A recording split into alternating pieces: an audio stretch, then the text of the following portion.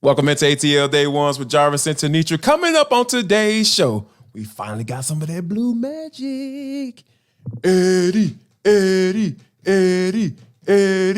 And last but not least, and for the culture, ESPN changed another show. But was it for the good? It's all next. ATL Day Ones, let's go. This is ATL Day Ones, part of Locked On Sports Atlanta. And it starts now.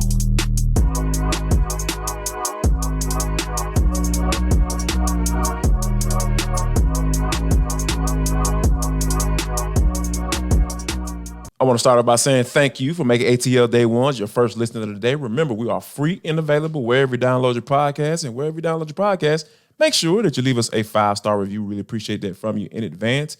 ATL Day Ones is part of the Locked On Podcast Network, your team every day. This episode is also brought to you by FanDuel Sportsbook. Make every moment more. Visit FanDuel.com/lockedon today to learn more.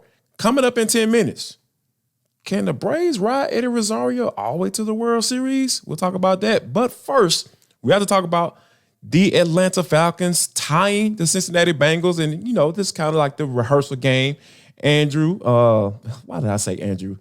Matter of fact, Andy Bunker here. Yeah, instead of Tanitra Batista, I know you guys are wondering, if you're watching us on YouTube, you're saying like, okay, who is this white dude sitting here with Jarvis today? No, that's not Tanitra Batista. Yes, Andy Bunker. Great costume if it was.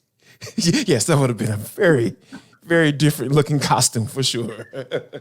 He is the host of the midday show, Andy and Randy on 92.9 The Game. He's also one of my best of buds, and I can say officially he is my first white friend. So yeah, he's the guy that he's like a brother from another mother. So yeah, you guys ride with us today as we get Andy acclimated to what we got going on today on the show. But Andy, one of the things that coming to this game is a lot of people were talking about how Desmond Ridder was. Needed some experience. I know for me, I was saying that. I was like, okay, I want to see this guy play more. Like, give him some snaps. The only way he can get better at playing football is playing football. So they decided not to play him in the first game, but he makes an appearance for an entire series, this one, and I thought I saw some good things. But for you, what I want to ask you is the fact that what was your biggest takeaway from the game? Was it Desmond Ridder playing and finally getting to toss the ball around to some of those weapons that Arthur Smith have, or was it something else? I definitely feel like I took some stuff away from Desmond Ridder playing, but my biggest takeaway was how fun it was to watch Bijan Robinson. Like, indeed, we knew, right? I mean, you watched him play at Texas. They don't draft him 8th overall for no reason. That's why when we talked to Terry Fontenot at training camp, he was like, we didn't draft a running back at number 8. We drafted Bijan Robinson at 8. Like, that's very clear that's not the same thing. And so getting a chance to see him get out there with a Falcons uniform on for the first time ever was freaking awesome. Like, it was so fun to watch him play, man. Like, this guy is going to be an absolute problem. Like, you can't tackle him. Like, the first guy can't tackle him. And he's going to, every time you give him the ball, it could be a huge play, but like at the very least, it's going to be like 5 or 6, like he had a couple where he was bottled up and ended up getting 2 or 3 and should have been a loss he had 5 touches in 15 plays. So they clearly kind of wanted to get him involved and sort of show us a little bit, but maybe also for him to like to get hit and play with Desmond and all that. But that run where he went for 12 yards, it was just like, how smooth. Man, and here's the thing, it makes me wonder, it makes me question my like sports analytical type acumen, because I didn't want him. I didn't want Bijan Robinson. I had no interest in Bijan Robinson. And when, everything when it came out about Jalen Carter, I was like, okay, like Jalen's going to be there. Like, they need to go ahead and take a chance on this guy. But when I got a chance to finally just meet him and talk to him and just kind of put him off to the side, like, hey, man, I appreciate what you're doing and all this stuff. Like, the guy he's a lovable dude. Just a lovable dude. And not only is he a lovable dude, he can play some damn football, man. When you're talking about the first guy not touching him, he made the first guy miss every time. Right. I'm trying to – this is always a good place to be in sports when someone is so exciting that you almost have to talk yourself back. Like, all right, like it was. Let me find something wrong with him. 5 seconds in the preseason game. Like, it was awesome. And I do think that he's going to be able to put it into practice in the regular season and all of that.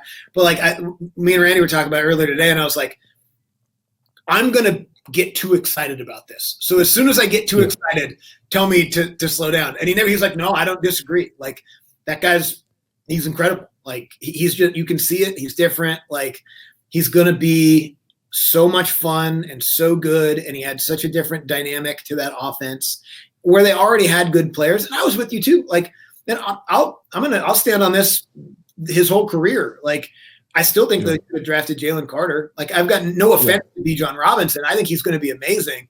I just think in terms of what this team needed and how good Jalen Carter is going to be, I never in a million years thought that he was going to be there. Exactly. Yeah. Started coming out. I was like, no way. Seattle's taking him 5. No chance. Seattle's definitely not letting him get past 5. And so when they did, I was like, all right, well, you gotta go get him. So, look, they didn't. It is what it is. We'll play that game forever, just like we do with Micah Parsons and Kyle Pitts, just like we'll do with all the other receivers and Drake London. Todd Gurley, Vic Beasley. It's just a long list. We let it linger forever. But Bijan's going to make it easier. He's going to make it easier to be like, all right, they didn't do what I wanted them to do. They did this. It's going to work out really good. Now, as for Desmond Ridder, I mean, I thought he was fine. I mean, they didn't ask him to do much, and he didn't do much. I think that the best throw he made probably was that 3rd and 12 to Drake London. Nice throw. Drake went up and got it. That was good. The pocket was really nice on that play. Good blocking from the offensive line. He threw it behind Pitts and Robinson. Look familiar on a couple, on a couple those are, for an NFL quarterback, those are easy throws. Like, you gotta hit those guys in stride. So hopefully he does going forward. The interception wasn't a very good throw either. Like, I know maybe might have been PI, whatever. He still threw it behind him and tried to force it in there a little bit. So I thought Ridder was fine. Nothing blew you away. Nothing has you freaked out. But I'm looking forward to seeing more. Like some development, like we saw last year in those first 4 games. We saw some rough edges in the beginning, then you saw some corrections week by week. You saw him gradually get better, and that's what I'm really looking for this year. Like, I'm not gonna get too high on Ridder because, like I said, hey man, the guy's only played 4 games, so if he's out here saying, okay, that throw was behind him. Oh, okay, that could have been a 50-50 ball that popped up in the air and he picked it off. Okay, all right, cool. But, we saw some good things as well. And I really feel like Arthur Smith is going to have a lot of fun this year because, like, it was cool to see him get the ball to Kyle Pitts, get the ball to Drake London, get the ball to Bijan Robinson, throwing it and handing it off. So all of those things were kind of cool. Like, I really feel like Arthur Smith is going to have a lot of fun calling plays this year. I agree. Who really was kind of interesting to see on Friday night was Mac Hollins. Like, you hear about him. Kind of forgotten about, right? Kind of a weirdo, for shoes, whatever. But, like, that's a big guy. And he's going to, okay, so you're a defensive coordinator. You got to account for Pitts. You got to account for London. You got to account for Jonnu Smith, too, when he's out there. Bijan Robinson is going to be lined up in a lot of different places. Like, Mac Hollins is going to be against the 2nd or 3rd corner. Yeah. Like, that's not – because that's a big guy. Like, yeah, man. And Mac Hollins is going to bully some guys this year. Yeah, man. And that's the thing. Like, you got all these treetops. Like, and then if you got a quarterback who's going to be a 63, 64% completion percentage, hey, why not get a whole bunch of dudes that have a wide behind catch radius? So, that's the kind of thing. So you kind of get it. You see the vision. You understand what Arthur Smith is trying to do when he's trying to on each and every Sunday. So I think real quick, though, I got to ask you this.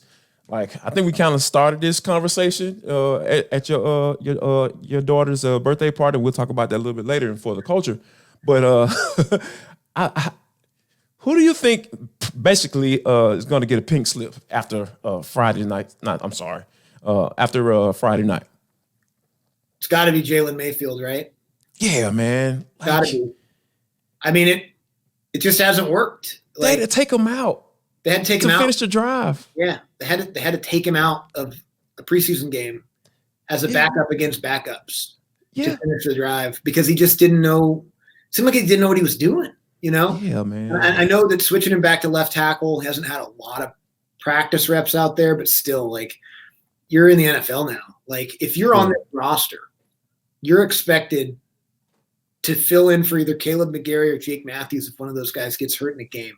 And if Jalen Mayfield had to fill in for Jake Matthews in an NFL football game against starters, Desmond Ridder would get wrecked. Like, it's just – he almost got Taylor Heineke wrecked in a preseason game. Which is crazy because they drafted this dude in the third round. This is an Arthur Smith, Terry Fontenot draft pick, too. Like, first draft class, yes. Yeah, this isn't one of those, all right, they inherited him, whatever, they can throw him to the side. He was not good his rookie year. We chalked it up to him being a rookie. He didn't play last year at all because he was hurt. And, yeah, man, like with Hennessy going out and – I know Dahlman's been banged up. Like that's a spot where they're gonna have to go sign a guy or two. Yeah. Off the veteran free agent. So that's it's tough because that is worrisome. Like that starting 5 offensive linemen, I think they're good. I think those guys are out there. I think they're good. Although, they had a lot of penalties on Friday night too, so they got to get that cleaned up. But like you got guys that if they had to play right now, you'd be worried about anything getting done. And so that's probably my guy. I don't think anybody else really like did anything egregious to not make the team. I think it's going to be hard because they're probably only going to keep 5 wide receivers. So, because I think DeMarco Helms earned his competition in that secondary is going to be very interesting. Yeah, I think he's going to take one of those specialty played. So, your JJ Arcega-Whiteside. What's the guy's name? Is Xavier Malone that made a couple? Xavier Malone, Josh Ali. Like there's some guys down the roster that are playing for that 5th spot. I think you know who the first 4 are, but Kadero Hodge got banged up on Friday too. So yeah, and there are rumors that Corey Davis might get cut, and I know my guy Aaron Freeman been calling for his name ever since he even looked like he was about to get cut from the New York Jets roster. So we'll see. We'll definitely see what how that works out. I almost stole Aaron's line a couple times on the air today. If I credit him, can I use it? Like you're basically his boss, right? So like you can green light when he says there's 2 kinds of people. There's Bijan Robinson fans and people that haven't seen him play yet. I was like, I'm so close to saying that. Good. That's straight plagiarism. But if I give him credit, I think I can get away with it. Yeah, man, you'll be good. Aaron is a good guy, man, so you don't have to worry about him getting all upset in his fields. Yes, absolutely. And you can definitely check him out on Locked On Falcons postcast with myself and on Locked On Falcons each and every day right here on Locked On Sports Atlanta. But I want to take some time out to let you guys know that this episode of ATL Day Ones is brought to you by FanDuel Sportsbook. It is the #1 sportsbook in America. Guess what? It is NFL season, y'all. We're talking about preseason. Guess what? They're about to kick off, and FanDuel is giving you the chance to win all season long because right now, when you bet on a Super Bowl winner, you can get bonus bets every time they win in the regular season. Just pick any team to win the Super Bowl, and you'll get bonus bets for every victory. So, yes, you can bet on the Falcons and say, hey, every time they get a dub, you can get some bonus bets. And you use those bonus bets on anything from spreads, player props, over-unders, and much, much more. All you got to do is go to FanDuel.com. Now, so here's what I want you to do.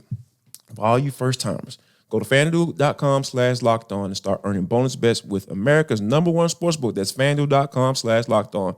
FanDuel.com/lockedon, LOCKEDON, FanDuel, because it is the official sportsbook betting partner of the National Football League. Now, Andy, when we talk about what the Atlanta Braves are in right now, because they're number one in the National League East, it doesn't look like any team is going to catch them. Matter of fact, no team is going to catch them right now, given where they are with 80 games. They've won 80 games. Like, that's so crazy right now to even say that right now. But when you think about all of the injuries that the Braves have dealt with Max Fried, and Kyle Wright and all of those guys, you got to start to wonder, okay, who is going to be the person to kind of come out of nowhere to be the person that say, you know what, I did not see this guy coming. He was the guy that kind of was the catalyst to get them to that World Series once the playoffs get rolling. And a guy that has been absolutely white hot as of late is Eddie Rosario. And I started thinking about, when I started thinking about this question, I started going back to like, okay, they traded for this guy mid-season in 2021, and they brought the guy in, and he just absolutely went on an absolute tear. Just went crazy. And right now, in his last 2 games, he's got like over a 1,200 OPS, which is absolutely ridiculous. So do you think he could be that guy this year, given how he's playing right now as the season's starting to wind down? That's a great question. The hard thing about Eddie is, like, he'll do this every once in a while. Like you're talking about that playoff run, NLCS against the Dodgers. And he had, last year was tough because he was blind for half the year. He had to get eye surgery. Legally blind, right? He kind of came back and never really hit his stride. But like, he had a couple good hot streaks early in the season and then kind of cooled off. And right now is obviously as hot as he's been. Like, if it's going to be Eddie, he's got to have like a bad September. And then get hot. Right. The offset, the greatness. He's not going to have a 12 OPS or 1.2 OPS through October. So, like, he's got to cool off a minute and come back. But you make a great point in that, like, okay, we know pretty well what Ronald Acuna is going to be on a week in, week out basis. Yeah. Like, at the end of the week, Ronald Acuna is going to have put together another great week every week. It feels like post All-Star break, Austin Riley is the same. Matt Olson has been phenomenal all season long. Ridiculous, yeah. And, Michael Harris, the bottom of the lineup ever since early June, has really been solid. Now he's batting second this weekend because Ozzy's out. And I feel like when Ozzy comes back, you kind of count on him. It's almost like the middle. It's so weird because most lineups, like your top 3 are incredible, and that's, or whatever you want them to be, and the Braves are. And then that next 3 kind of power and guys that are going to hit a lot of homers, and you can count on like that. And then the bottom 3, you never know what you're going to get. I almost feel like the top 3 for the Braves are the most reliable. Yeah. The bottom 3 are the second most reliable. Right. And then 4, 5, 6, you've got like Olson, Darno sometimes Ozuna, like Rosario, like all those guys outside of Olson. I wouldn't put Olson in this category, but I would put Murphy, Darno, Rosario, Ozuna, all in that same category of any one of them could get hot enough to win you a series. Like, it would, like, Marcell Ozuna has done it a couple times this year where he's the best hitter in baseball for like a week or like 2.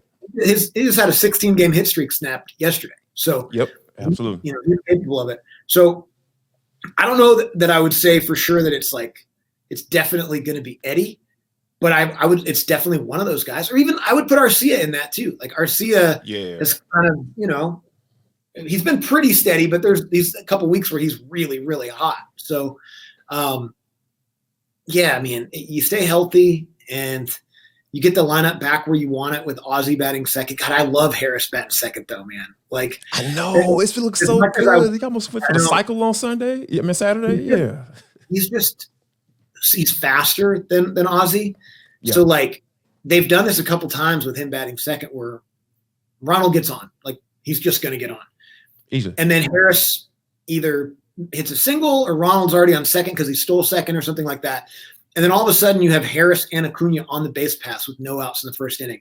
And you're the pitcher and you're just screwed. It's like, now I got Olson and Riley and the center of this lineup coming up. It's like, it's gotta be terrifying. Now it's also great too, because when Ozzy is batting second, then Harris is batting ninth, and then you go Harris, Acuna, Ozzy, and that's bad for opposing pitchers too.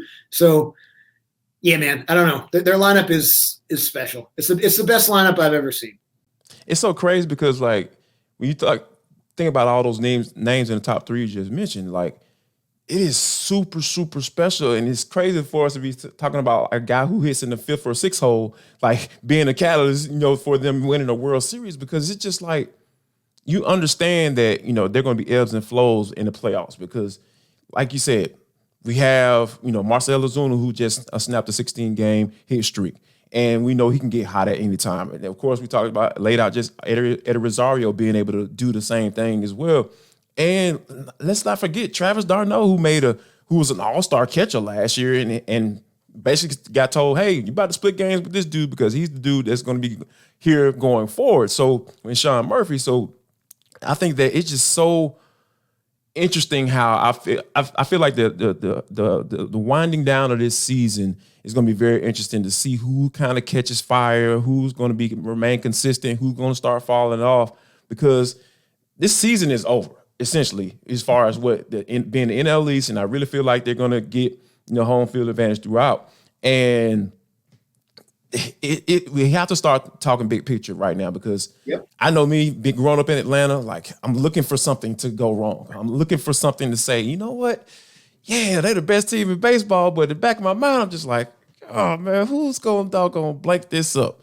If it is that, what is it? Because it's not the lineup. Like, I mean, look, to me, it's got to be the starting pitching, right? Because which brings me to my question: like Max Fried, 4 starts in, like he looked like he was pitching like gangbusters in that first outing. I was like, oh my god, like what is? It was almost like this dude never left. So, but he always seems to have like that 1 or 2 innings where he just kind of just loses it, or he kind of really try to start finding himself. But he battled on Sunday, which was great. He only gave up 3 runs, and the Braves still had a chance to win the game. But it's just like, it feels like to me, to answer your question, that it might be that starting pitcher, and I really can't even pinpoint who it might be at this point.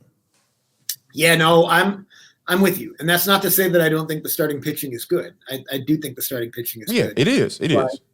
But Fried has had 1 really good one pretty good one, and then 2 kind of shaky, kind of rocky ones. That second one was weird because he didn't pitch bad in the second.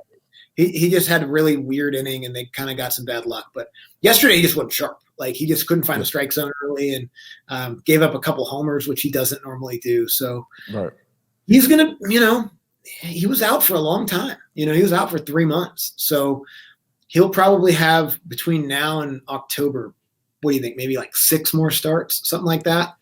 I would say at least, yeah. At least 7 more starts, like that. So, it's just all about getting sharp for him because he's going to start game 1.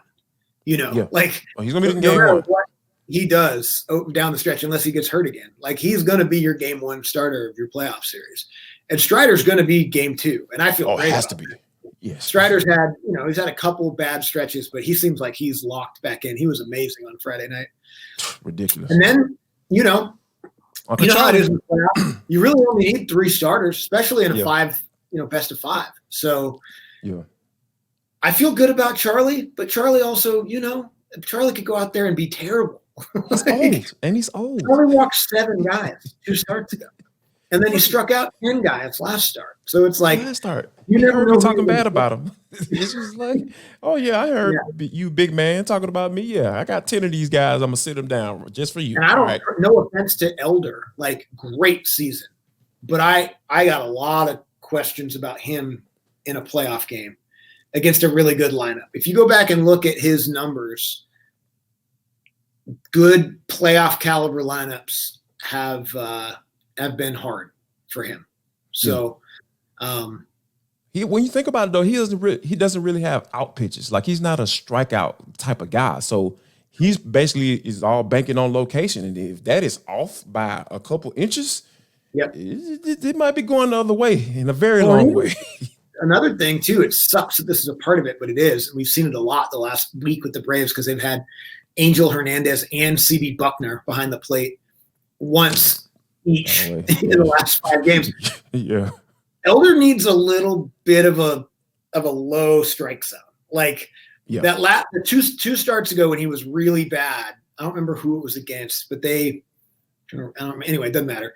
They were laying off the low stuff and he was walking guys. And when he's walking guys, like you said, doesn't have out pitches, and he's got to rely on defense and not luck, but like, good fortune that the ball is hit at his defenders or they make a ground play or balls something. and all that stuff. Yeah. Another thing, and this is such a small nitpicky thing with a team who's clearly the best team in baseball, they make bad decisions sometimes. Like, yes, like you see, Arcia will make a weird, or why'd you go to third base? You had the easy out at first, or like Olsen will boot a ground ball here or there. Like, I know they're always ultra aggressive on the base paths, but like, I get being ultra aggressive with Acuna and Harris. Maybe you don't have to be as aggressive with like Murphy or Matt Olson. Like, that's okay. We understand. Yeah, but like, those are the, how it is. Like you said, you grew up as a Braves fan in the 90s, where the Braves were the best team in baseball almost every year, but you didn't win it almost every year because you get to the playoffs and fluky stuff happens. So it's just about trying to widen those margins out as much as possible. And I think the offense does that. Yeah, absolutely. So I think that, being able to win, I think this series against the San Francisco Giants was pretty good because like it wasn't like 8-9 or 9-0 or something like that. You saw 4-3, 4-0. Like those are some of the things that you like to see. I know people talk about nil like we're talking about soccer. Like you got a soccer. No, you got soccer infected right there in your brain. You know me, man. I'm talking about it every day on ATL Day Ones. That's in the For the Culture segment, right? Yes, absolutely. Which is getting ready to come up. Which is ready to come up next, if I can get through it. But we want to say thank you guys to all our everydayers, ATL Day Ones, for rocking with us each and every day. We really appreciate you. Tanitra will be back. I promise you. She'll be back. All you guys dropping the comments. You can kind of let me know how much you miss her, and I miss her as well. But we got my main man Andy Bunker filling in for today. People know where she is. You guys talked about where she is and what she's doing. She's doing the Lord's work. Okay. Yes, she's doing the Lord's work. Like literally. No, doing the Lord's work. No, I know what she's doing and where she is. I just didn't know how much you guys talked about it. Yes, we we uplift Tanitra on this show, because she's a great human being. Like, I don't want to get into a space where people like get tired of hearing how great of a human being she is, because the stuff she's doing over there is like, you can't talk about it enough. So yeah, nope. And we try to keep it sportsy on here. Legitimately one of the best people I've ever met in my life. Absolutely, she is. She's great. She's great. Yep.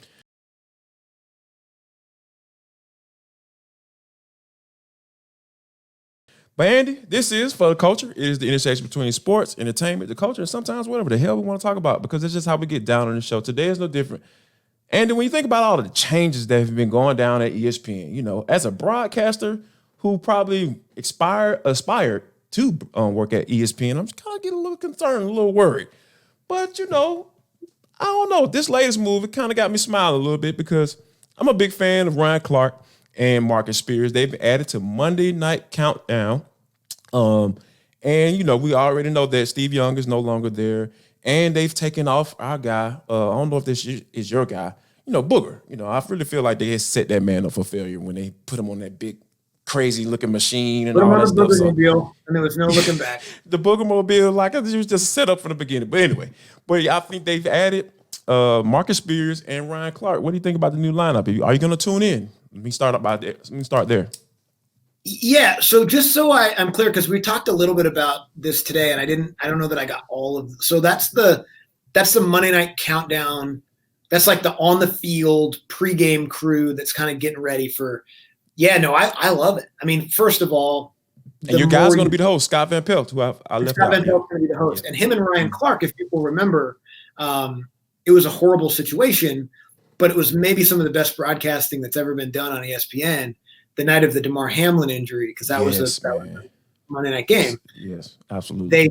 They went back to the studio, and Van Pelt was getting ready to do SportsCenter after the game, and Ryan Clark was, I think he was in studio. Maybe I don't know where he was, but he was, and the two of them essentially, like we're doing right now, like the double box, did 2 hours of TV, not knowing what was going on, in the most like bad circumstances that you can be live for, not expecting to be live at all because of a horrible injury like that. Yeah. And Ryan Clark won an Emmy for that, and he should have. Like, Yes. I think that was what, because everybody knows, like, Man. Ryan Clark is funny and, like, isn't afraid to speak his mind and knows his stuff, obviously, having played. But, like, that dude is a great broadcaster. And, like, yes, man. there's not that many people that are. Like, you know, there's some people that are really, you know, whatever, you're good on TV, but you have to have this partner or whatever. Like, that dude earned every bit of it. And it's not just because he was good at football. Like, he is so good at television. Van Pelt too. So, like, putting those two guys together in that way is cool. I mean, Spears is awesome too. Like, hilarious, knows his stuff. Their Just relationship. himself. Yeah. Well, I He also try just to be think anybody but himself. I think I love there's it. a really important ingredient that a lot of these shows overlook, which is that person that's sort of playing point guard. Like, Inside the NBA is great for a million reasons, but one of the reasons it's so good is because Ernie Johnson kind of just knows how to Here's that shit. Yep. get out of the way. Keep it on path, but get out of the way. Van Pelt with those guys is going to do that really well. So, like, you know, as ESPN's been trying to replicate TNT's success with an NBA pregame, halftime, whatever for years and haven't been able to do it, I think they just hit a home. The Monday Night Crew has changed a lot. It was like Matt Hasselbeck and Randy Moss, and it's like they thought it would be cool if they let him wear sneakers. Like, that would Yeah, Ray Lewis too. It's just like, yeah, no, you gotta get, like, get good broadcasters, yes. and then the broadcast will be better. So Yes, absolutely. Yeah, that's pretty simple. crazy. It's pretty simple. Yes. I love Randy Moss, I think it's but gonna you be know. awesome. I think it's gonna be great. That's a great team. Yeah, and also what I thought was great, man, before we get out of here was baby girl's birthday party, man. You know, 3-year-old birthday party, man. You know, Lily's out there. You know, she got the bathing suit on. She's just out there doing her own thing, man. It was just really cool to kind of see. And for those you don't know, Andy and I used to work together at 929 The Game on the Bunker Mentality. I still have people to this day saying, "Oh my God, I used to listen to you guys back at night." I was just like, "Oh my God, I hope you didn't think we sucked," you know. But I thought we did some great radio, you know. If anybody else didn't think so, I thought so for sure. We didn't stop. No, yeah, we did some really good ish, you know, at night, you know, while you guys were sleeping.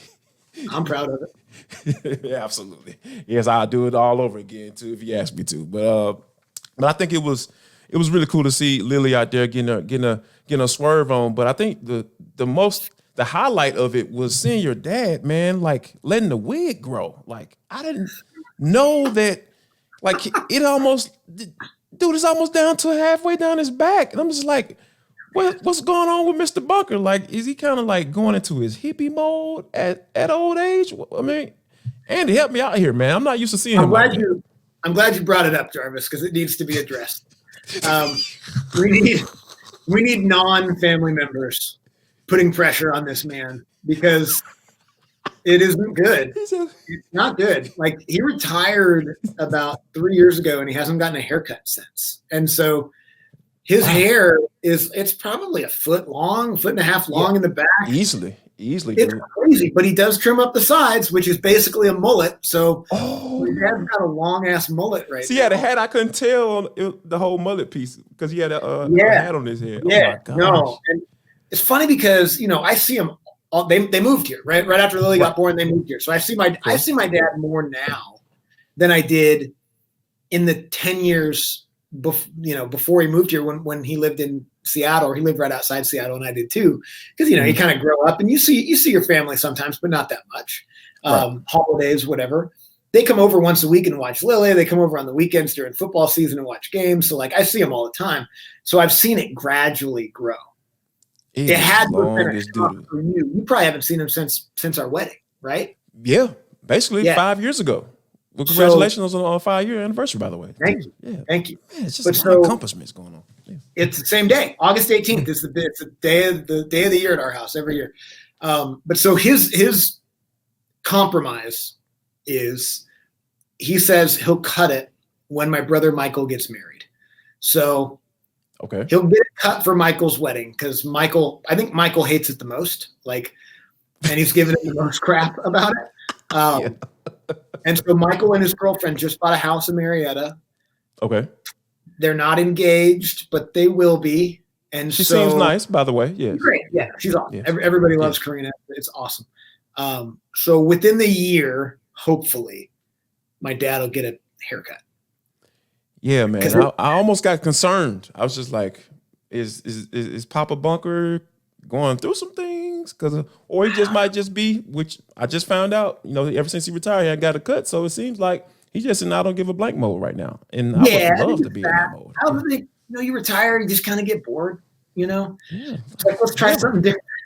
I ain't got to go to work today, so what am I need a haircut for? I just worry because what he does now is his garage is set up as like a wood shop. He's just got like an awesome wood shop, and he's constantly working, making stuff and building stuff, and it's really cool. It's kind of how he occupies his time now. But I'm worried he's going to be like bent over like the table saw or the lathe, and that flow is going to fall down and get caught up in one of the gears or something. I've got to do one of these numbers.